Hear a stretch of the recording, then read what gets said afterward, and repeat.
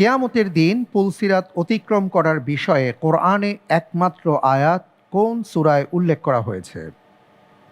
এ সূরাতুল বাকারা, বি সূরা মারিয়াম, সি সূরা তাহা, ডি সূরা আল হাক্কা।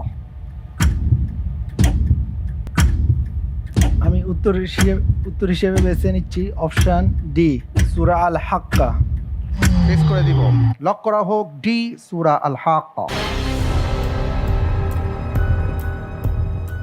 আপনি বলতে চাচ্ছেন যে কিয়ামতের দিন পুলসিরাত অতিক্রম করার বিষয়ে যে আয়াতটি এসছে এটা সূরা আল হাক্কাতে।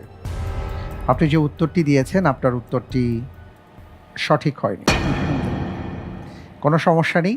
সঠিক উত্তর হচ্ছে অপশন বি সূরা মারিয়াম। ওয়া ইম মিনকুম ইল্লা ওয়ারিদুহা কানা আলা রাব্বিকা হাতমান মাকদিয়া। আল্লাহ তাআলা ইরশাদ করেছেন, তোমাদের মধ্যে এমন একজনও নেই যে এখানে আসবে না, অর্থাৎ পুলসিরাত তাকে পার হতেই হবে এবং এটি তোমার রবের পক্ষ থেকে এক অনিবার্য সিদ্ধান্ত।